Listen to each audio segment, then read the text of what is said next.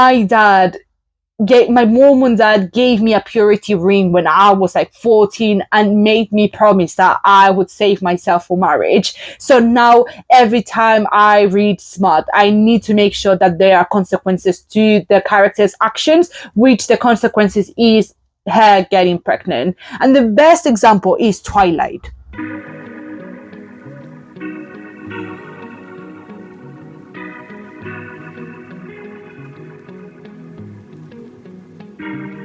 Hello everyone, this is Darkest Hour Reads, and today I want to talk about the tropes or main themes and topics that give me the absolute ick. For many of you that know already, I made a video about tropes and about topics in literature in general. You can see it on my account. I think basically it was a video about explaining what tropes are, where they come from, what's the history of it, and how obsessed we are now with tropes, and we see them everywhere, as some examples that I put on the video. Obviously, I am not going to talk again about what tropes are. You can find my video on my channel. Obviously, we can have a deep dive or a conversation about them or what tropes are in general on my comments, or you can also follow me on social media. I would love to have a discussion about it. But yeah, basically, this video was inspired by basically the next book that I want to review, which will be next week, and it's If We Were Villains. I was just reading it. I'm liking it so far, I'm not going to lie, but there was a very specific trope that appeared in the book that gave me the ick. And it's something that I can't stop thinking about it. Also, at the same time, I was washing dishes the other day and I saw this video of a big content creator called The Big Leo. The Big Leo, I think I'm pronouncing your name correctly. I'm so sorry if I'm not. But yeah, she has amazing content. Please go follow her or go watch her videos. She's amazing and I think she's so funny. So please just go watch her videos, and yeah, we can discuss about the tropes that I like, that I dislike as well.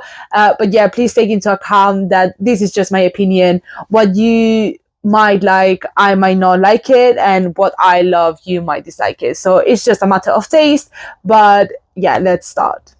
Please take into account as well that there is an infinite number of tropes and I cannot possibly rate them all, just because A, I don't have the time, B, I don't know all the tropes, and C, I just think it's impossible, basically. I just want to talk about the main tropes that I thoroughly enjoy, and then the main tropes that I severely dislike. Obviously, I want to put them on a list, which I think would make it much more interesting. I'm going to talk about the 5 main tropes that I like and dislike.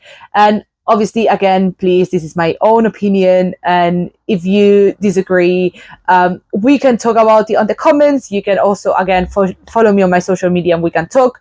But if you are very offended and you get really upset about my opinion, I invite you to leave, because I understand that you might be upset, but if you get upset about my own opinion, I think you should take into consideration what you're watching online. The first trope, my one and only favorite trope, is what I call there is an evil force among us. Let me elaborate, because I think it is a very, very specific type of trope. Maybe it's just part of horror, or maybe it's just something that is part from like on thrillers, but it's just very specific, but also at the same time quite broad. And if there are any books that have this very specific trope, I'm 99.9% sure that I will enjoy the book. Basically, there is an evil force among us. The main point of the trope is that something evil, something scary, something wrong is going around in the middle of the plot. Whereas it's there is actually something evil. So like aliens, for example, monsters, something that is actually killing, or ensure, like, doing danger or like keeping people in danger. That is something that I find really interesting. So for example, the most recent example that I've read that has this very specific trope is At the Mountains of Madness by Lovecraft. Obviously we love Lovecraft, even though he wasn't a great person. We have to take that into account as well. But yeah, the best example that I have is At the Mountains of Madness, which is basically there is an alien race that is evil. Or for example as well, the last review that I did, which is the Three Body Problem series. Obviously the Three Solarians are evil as we consider themselves with regarding human morality. But yeah, there's a lot of examples, especially in science fiction and in horror. We also have on thrillers, for example, we also have examples on thrillers, like The Secret History, where someone is not morally, they are not really evil, but they are still, there's something morally wrong around. I also think that that is very interesting and very attractive to me. And yeah, it's just like when there is something that is genuinely wrong morally within the plot of the book, that would be There Is an Evil Among Us. There is an evil force among us. The top two trope that I thoroughly enjoy and that I am low-key, high-key, very obsessed with is what I call the god of light I venerate is actually evil. I think there's a little bit of a thread over here with evil and morality, which I am not complaining, to be fair, because I think that is the one thing that I'm incredibly passionate about. I would say that evil, like evilness and morality and all of these regarding, like all of these things regarding morality and regarding like the kindness of human nature is something that I've always been very passionate about. This is my Roman Empire, I have to be honest. But yeah, the god of light I venerate is actually evil trope is when there are these very specific religious connotations into a book or into any sort of literary piece. So it's when there's a character who is very religious, or there is any sort of cults or any sort of sects or any sort of religious environment where there are characters that are very religious and they fight tooth and nail for these god or these deity, and then along the lines they find that this deity is actually evil or actually doesn't really care about them as much as they thought they did. I don't have any specific examples, at least not in English literature, but one example that always, I think this was the example that opened my mind on this, is Memorias de Dune in Spanish literature. For all of those who are more or less my age and were teenagers in the 2010s or like 2015, 16, they all know what book I'm talking about. It's this amazing series, amazing trilogy. They are definitely my favorite books. They have always been, I've read them so many times. I actually have a tattoo on my neck about this book. That's how obsessed I am on these, like with these book. This was my first tattoo when I was 18, and oh my god, anyways, I'm going off topic. But yeah, this book, it fits really well into this trope because the main deities are in the book, or like in the whole story, you find out at the third, like in the third book, that actually all these gods of light, all these gods that are amazing, that people venerate and that people really care about, they actually are destructive gods, which I think is so cool. And that's what made me start loving all this kind of loving all these kind of tropes in literature in general. And I would say that both the top one and top two are really close with each other, obviously because they have the morality side of literature, which I love, as I said before. But yeah, I would say those two sometimes are like quite interchangeable depending on the kind of book that I'm reading. They could be mixing up with each other, and I love them. I have no words for it. The third trope that I also really, really adore is what I call we are slowly going insane. Obviously, there's so many examples on these, and if you have any recommendations, please let me know on the comments. I would love to read all these quite weird and unique and almost quite sadistic kind of bigs. But I love them all. Please give me all the recommendations. But yeah, this trope in specific, we are slowly going insane, is when in the midst of the plot or like around the story, the main part is that the character or the characters are just slowly descending into madness. So the very first example is The Secret History by Donna Tartt. That is the best example that I have. I think as of now, the big if we were villains really, really matches these trope specifically.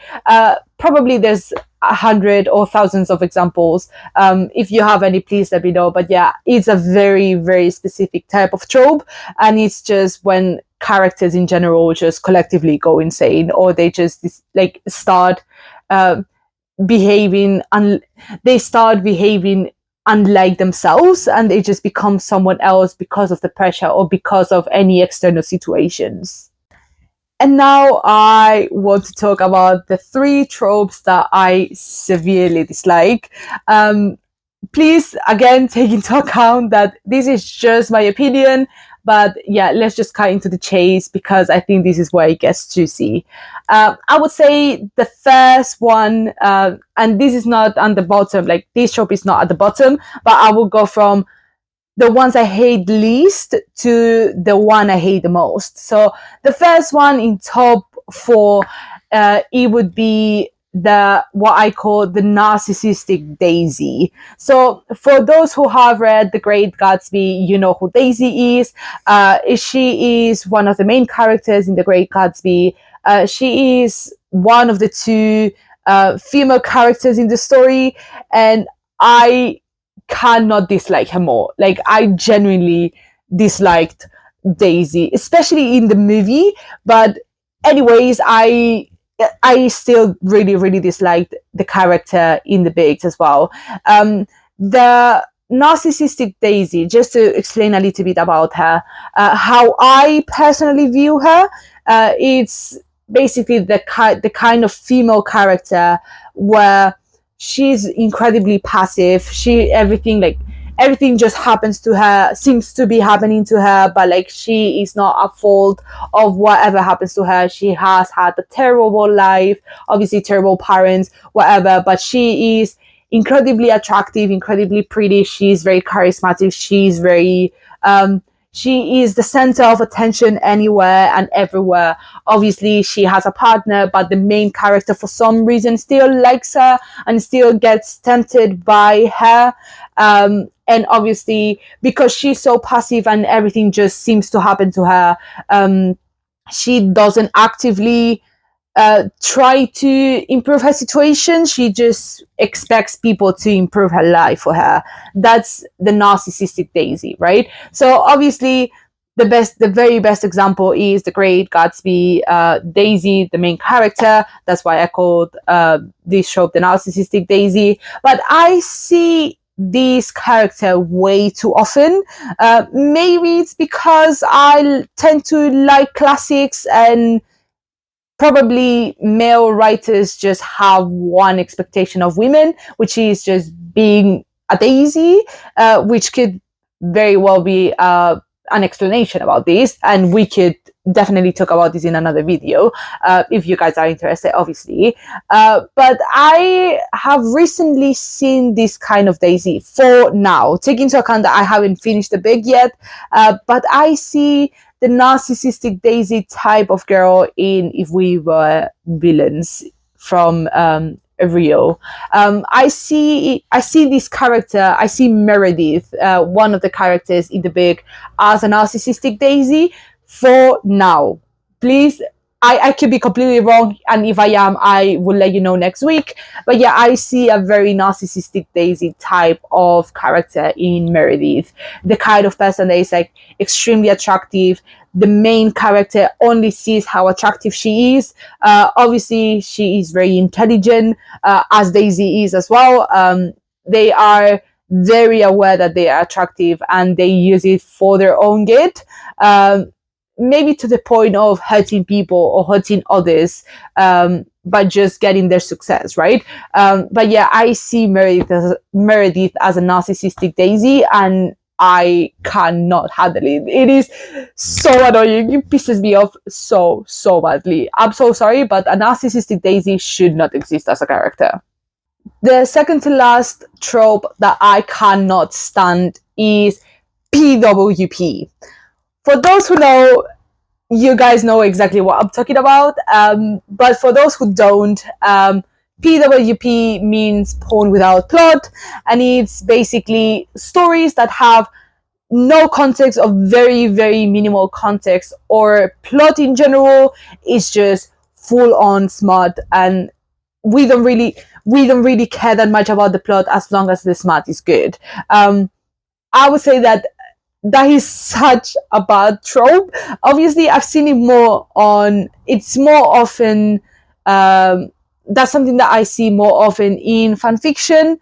I have to say as well. But still, I've seen some bigs that, or I've tried to read some bigs where I'm like, this has no context. This has no story. What the fuck is this? Why am I just reading this big? Like, there's no plot, or the plot doesn't even make sense. You have only created a scenario in order for you to insert smut. One example that I see, and I am so sorry for this for those who like it, but Icebreaker, I think it's just PWP. The plot has no source. Like, there is nothing saucy about it. It's just like literally a whole one scene scenario, and then you have like so many pages just explaining what is going on within the two characters, but there's no context. It's just PWP. It just doesn't make sense. I'm so sorry. How are you creating a whole book, a whole novel, which is like 300, 400 pages, where you only put PWP, you only put smut? What's the point in actually creating a book? Just go to AO3, post your novel, post your porn, and just leave us alone. We don't need to have bigs that are PWP. Just put it on AO3, Wattpad, or whatever you want. Just put it in a document if you want, and just post it on Amazon. But there's no point in us having a whole book with no context, with no plot whatsoever, just because you want to write smut. And last and definitely least, the trope that I dislike the most is I am pregnant. You guys, I can't even explain with words how much I dislike this trope. I have to preface this and take into account that I myself do not want children. I would prefer to have a childless life. That's my dream. I do not want children myself. I do not dislike children. Please take that into account. I do not mind for children. I just don't want my own. I would love to be an aunt. I also love to take care of children. Well, it's not that I love it. I will do it if I have to. And I obviously think that children are human beings that deserve basic respect. I just do not want children myself. But yeah, taking that into account, I think the I am pregnant trope is the worst trope that has existed. Well, there's so many that are wrong, but I would say that that gives me such a visceral hatred reaction. And it's not because of the fan fictions of the big or the books that I have read that have these tropes specifically, because I think there's some ways that you can do it well and you can do it even graciously. But the vast majority of the trope of the books that I've read that have this trope, they just do it so badly, and it just gives me the worst vibes of like my dad my mom and dad gave me a purity ring when I was like 14 and made me promise that I would save myself for marriage. So now every time I read smut, I need to make sure that there are consequences to the character's actions, which the consequences is her getting pregnant. And the best example is Twilight. Like, you cannot tell me that these two lovebirds get married within months of them being together. They don't even live together. They are just together. They get married, and then 2 months later, or like not even 2 months, like 3 weeks later, she is fucking pregnant. Are you joking? Like, what is wrong with these people? And it's always a fucking Mormon. Oh my god, it just makes me so angry. You just got like, if you like I am pregnant trope, it's you're either Mormon, you're either severely traumatic, like severely traumatized because of your religious trauma, or you're a sick bastard. I am so sorry. But like, if you, I know what you guys are thinking. We're not talking about MPreg here because I know you guys and some of you are sick, but I'm talking about the standard I am pregnant type of trope, specifically in romance, where it's like, oh, we're having sex for the first time. Oh, I am pregnant. Yeah, that's what happens when you don't have protection. Please, guys, protect yourselves if you don't want to have the consequences of your actions and have a baby boy or a baby girl 9 months down the line. I have to say though, there are two exceptions to this rule, to this last trope, the I am pregnant trope. The first one is the Hunger Games, and obviously take into account that it was a long time. Like, I read this book or the trilogies a long time ago, but I think that Katniss Everdeen having children and getting pregnant was a good decision, just because basically, obviously, we take into account that she says that she doesn't want children at the start of the book, or she doesn't see herself being a mother, which is completely fair. But I think she didn't see herself as a mother because of the terrible world that she lived in. So in the sense of like, she didn't want to have children because she didn't want to bring more suffering into this world. But now, like, after the everything happened and after the war and all of that, she ends up having a child or having children because the world is better, right? Like, that is one exception to the rule to this I am pregnant trope, right? And the other exception is when the character, so when the pregnancy happens within science fiction or within horror, that then you just go straight into the top. Maybe not straight into the top because there are other tropes that are amazing, but it would just go like immediately up. And it's just, I think there's something so gruesome and so cool about a horror, like a pregnant woman in a horror setting, right? Like, everything is happening, like everything is going down to shit, and like people are dying, people are fighting, people are like trying to save themselves, and there's a pregnant woman that is like, I need to save my baby. Shut up. That is incredible. I love that. I think that is the one and only good way where the I am pregnant trope is actually available and is actually, it actually makes sense, right? Obviously in horror as well, everything that is, oh my god, this is going to sound crazy, okay? But like, hear me out. Do you know when you see these horror films or these horror books where it's like there is the spawn of Satan or the Antichrist, and it's just like the woman that is pregnant is carrying the Antichrist? I think that is so cool. I think that is so original. Obviously, it has happened so many times, but I think it still hits. I think it's still good. I love that. I think those are the two exceptions that confirm the rule. I am pregnant trope is nasty. You guys need to check yourselves. But those two exceptions, those are good, because I would say I think they are good because they bring the worst parts of pregnancy. Obviously, we have to take into account that pregnancy is one of the most dangerous things that a woman can do, or like a person with a uterus can do. And I think bringing the horror, bringing the most disgusting parts of pregnancy. I think it just works, right?